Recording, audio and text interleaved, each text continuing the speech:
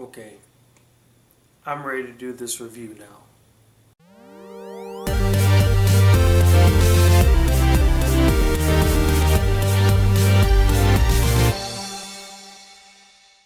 Hey guys, the Black Critic Guy, and I'm here today to review the anime Nagi no Asukara, A Lull in the Sea. So Nagi follows 4 kids who are from an underwater village who start attending a middle school on the surface, all the while interacting with new people and dealing with issues ranging from personal to social. Now this was yet another anime review request made by one of my most generous Patreon donors, Ivan. And Ivan, if you're watching this, thank you so much for your patience and your generosity, and here is your review, my friend. And to be quite honest, I've been meaning to check this anime out ever since it premiered back in 2013. I mean, it deals with the sea, and I love the sea. The animation looks gorgeous, and it deals with romance, and I love romance anime, so it hit the trifecta for me, so I don't know why it took me this long to check it out. And speaking of 2 of the trifecta, it goes without saying that the animation in this anime is drop dead gorgeous. But I mean, I don't even need to tell you that. All I have to do is show you some scenes in the anime and you'll agree with me wholeheartedly. It's mesmerizingly beautiful and serene, especially whenever they would show the sea in the anime.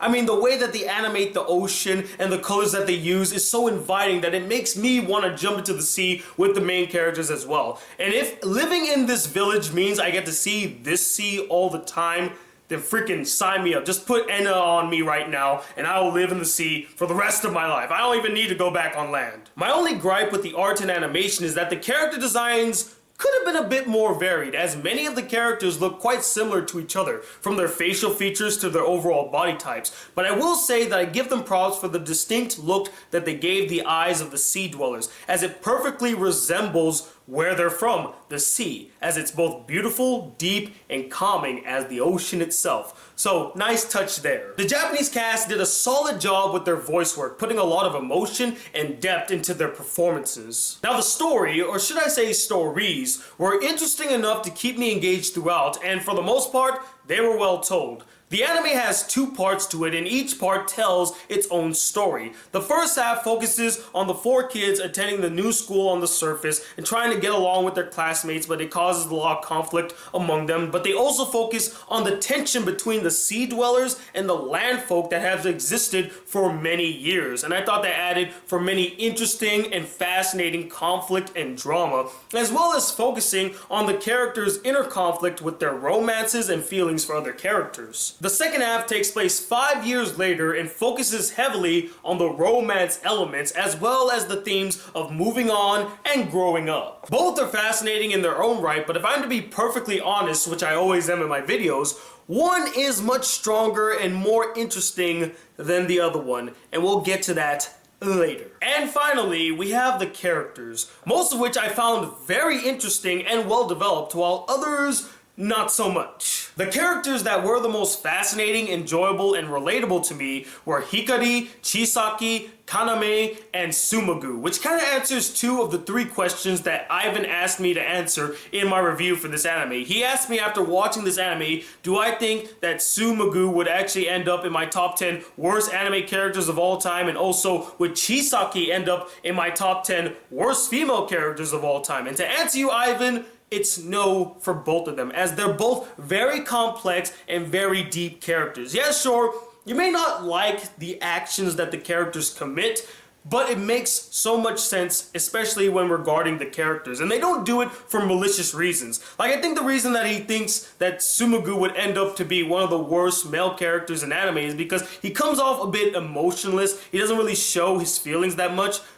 But that's what his character is. He doesn't really show a lot of emotions. He's a very subtle character. And whenever he does show his emotions, he makes it clear how he's feeling. Like, he has feelings for Chisaki. And by the way, I am going to spoil this anime because he told me he doesn't care for spoilers. So I'm just going to express every opinion I have for this anime. But he has feelings for Chisaki, and they perfectly show this throughout the entire anime. They make many hints of it in the first half and then also in the second half. And he finally just says, yes, I'm in love with you, and it makes so much sense. They built it up very perfectly. Even though he may not show it, you can tell that he does have some feelings towards Chisaki. And as for Chisaki, yes, she kind of pushes away Kaname because Kaname likes her a lot, but she's like, I don't really like you, I still like Hikari. So I understand why she has this whole dilemma. She's kind of fighting with her feelings, and she deeply cares about her friends, and she doesn't want to feel like the only person that gets a happy ending. That's why she always dismisses anybody else that likes her, including Sumagu. And it makes so much sense. She cares about how other people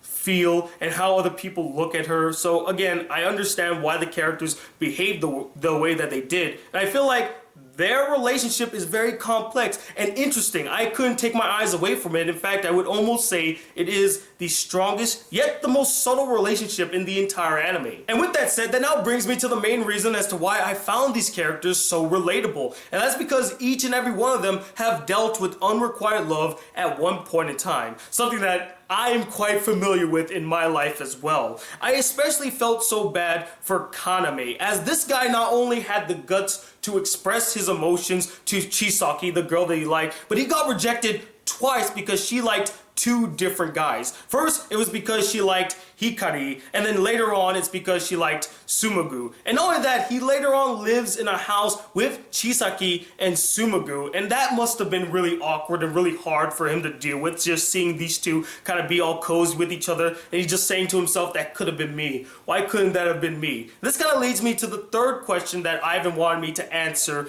in my review. There's a character named Sayu who was introduced earlier in the anime as a little girl, but 5 years later she becomes a young girl, young woman. She's 14 years old, and she has always had feelings for Kaname. And by the end of the anime, she expresses her feelings to Kaname, and it's kind of hinted that they might start a relationship, but it's not really clear if they are.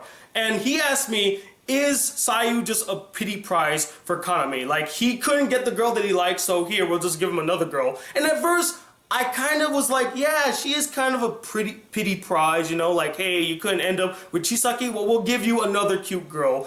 But I think it's a bit more complex than that, because it's not really said out loud that they start dating, or that, you know, Kaname accepted her feelings, or that he even has feelings for her to begin with. They actually handle it with more nuance, which is surprising because you don't really see that in animes nowadays. In fact, I'm surprised that this anime even touches upon the whole theme of moving on. Most characters in animes, they hold on to their feelings forever and they never budge on it. In this one, you actually see Kaname kind of shifting towards Sayu. So it's not really much of a pity prize, but you see the character accepting the reality of his situation and moving on from it. He's like, oh, this girl has feelings for me too.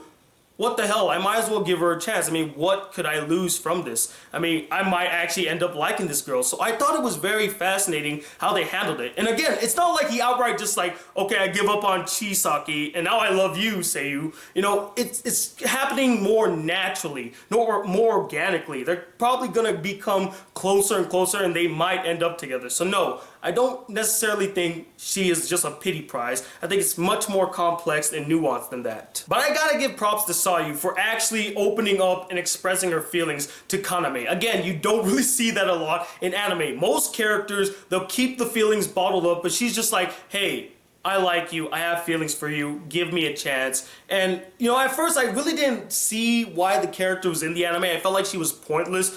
But she did have a point. It came much later. She's there to kind of open up the door to Kaname, showing him that there are other opportunities and other people out there that he can get close with and actually might fall in love with. So her character has purpose. But unfortunately, I cannot say the same for her friend. And with that said, it now leads me to some of the issues that I had with this anime. Now, interestingly enough, my biggest issue does not come from the story or the characters. It actually comes from the animation. Now, don't misunderstand me. I'm not saying that the animation is terrible. I still think that overall it is solid, but there are some huge glaring inconsistencies with it, especially when it came to animating the people of the sea. What do I mean by this? Well, when characters enter the sea, they enter normally. You know, their clothes and hair are wavy and flowy, as if they're swimming through the ocean. But once they touch ground on the village, all that wavy flowiness disappears. It's like they're all of a sudden back on land, as it doesn't even feel like they're interacting with the water. Their hair's not moving, their clothes aren't moving. In fact, it looks like they're interacting with air, not with water. And at first I was like, okay, maybe they'll explain it. Maybe I'm just seeing something that's not there. But there were actually scenes where characters, while they're in the village, will jump in the air and start swimming up, or they'll jump and make some like bubble paths. So they're still in water, but it looks like they're not even interacting with water. The physics are totally off. And you know, you could make the argument that they did this to save money, because if they had to draw it like if they were in water, their clothes would constantly be moving, their hair would constantly be moving. But I don't buy that as an excuse. I mean, even if they have to do recycled animation, I'd rather that than have their clothes be completely stagnant as if they're back on land. It really, really bothered me. It's a small detail, but it was a detail that kind of sucked me out of the experience. The next issue deals with the second half of the anime, in particular, the drama in the second half. Now, not all the drama in the second half is bad. In fact, some of it is really good and helps to propel the story and characters forward. But most of them get so hand-fisted and heavy-handed that it just veers the line of melodrama. It becomes so annoying, repetitive, and monotonous, and it pales in comparison to the drama that happens in the first half, as there were a multitude of fascinating and engaging drama to keep the audience interested. I mean, you had the whole drama and dilemma of the four characters having to leave their old school, leave the ocean, and go to school on land, and dealing with the kids there and the different culture of the land folk. You have the tension between the land folk and the sea dwellers that have existed for years, and I actually was very interested to see how they can resolve that. And then you also got the romantic turmoil and dilemmas that the characters face. But there are so many things that are happening in the first half that's so interesting, and they're all tied together so perfectly. In the second half, it's all about the romance. It's all about, I love this person, and I love this person, but they don't love me back, or why can't I just express my feelings to this one person? And there's one character that perpetuates this major problem in the second half, and that is Mina. I do not like this character. In the first half, it was very interesting what they did with her character, as the drama that centered around the character is about losing her mother and having to accept a new woman as her mother, and her not wanting to accept that. That is interesting drama. That helps with the characters and the story. In the second half, that character is all about, I love Hikari. I love him so much. And I know a lot of you are going to say my problem with this is because it's incestuous. That's actually not why I have a problem with it. And I don't really feel like it is incestuous, because her feelings for Hikari predate her brother or her father marrying Hikari's sister. I mean, she liked him before the marriage even happened, so the feelings don't come from her having an uncle that she kind of is attracted to. She liked him way before that. My problem is that, one, I didn't care about the romance, and two, I just didn't care about the character. To me, her character was completely ineffectual in the second half. The first half, she was fine. She worked well. The second half, not so much. She's just there to be all emotional and cry and say how much she loves Hikari. That's all I'm really here for. Hikari, notice me, senpai, please. Oh my god, give it a rest already. It's annoying now. Now this next one might get me a lot of hate, as I feel like many people like this character, but for me, I just found her to be completely boring, forgettable, and bland. And that, unfortunately, was Manaka. Now, I tried to like this character, guys. I truly did. And at first, I kind of did. Like, the first half of the anime, she was kind of interesting. She seemed to have some sort of an emotional dilemma. She was nice. She was caring. She was very emotional. But in the second half, not so much. She just came off completely bland and dull, and it kind of ruined my opinion of the character previously. When I look back at the anime in the first half, she also kind of came off as pretty one-note. She's always happy or always sad and emotional, and she just never really stood out to me that much. She's basically Menma without any of the charm, wit, or personality that made Menma such a great character. Now, many of you might argue that she's the glue that keeps the friendship together, but in the first part of the second half, she wasn't in the anime at all, and their friendship still survived. It still pushed on, and it felt like, you know, Hikari, Kaname, and Chisaki, they still got along even though that Manaka wasn't around. If you would show some inner turmoil in the friends group because she's not around, then yeah, it makes sense that she is the glue that keeps the friendship together. She keeps the positivity alive. But the thing is, Hikari is just as positive, if not more positive, Then Monica, like he kind of seems like he's the glue that keeps the friendship together. He brings them all together. He has discussions with them. You know, Monica just feels like that other friend that's also a part of the friends group. That's it. And the last issue I found was that there were some elements that weren't fully explored or explained by the end of the anime. Like there's this one character who's the grandpa of Sumagu, and it's heavily hinted that he is from the sea. Like there's this one shot where they show his skin and it shines, so it shows that he has Enna. So yeah, he's from the sea, but why did he leave the sea? Was he kicked out? Was he exiled? Or did he leave for love? It's never really explained in the anime. It's just like, hey, he's from the sea, and that's it. That's all you get. That's all the explanation you need for that character. Not only that, they don't even explain how the land folk and the sea dwellers automatically just make up like everything's okay. There's no more tension. There is this one shot nearing the end of the anime where it shows that they still have tension, but it's more like a playful type tension. So how did they resolve all that issue? It just didn't add up, and they didn't explain it enough. But overall, Nagi no Asukara is not a terrible anime. It has its issues here and there, but overall, it is solid. The romance is pretty good. It kept me engaged, and there are a lot of fun moments, a lot of relatable characters, and some good drama throughout.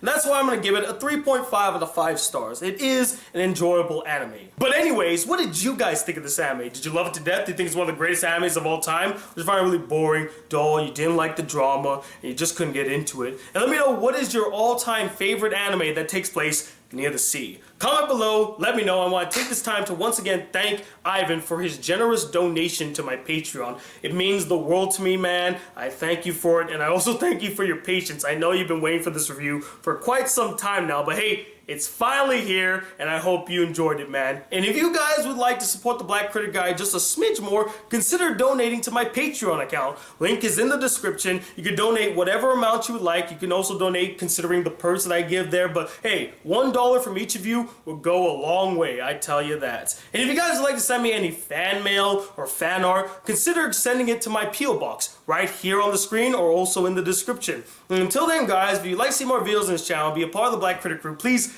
hit that subscribe button below. Like this video if you really enjoyed it. I'm Tony One II, the Black Critic Guy. Till then, peace, YouTube.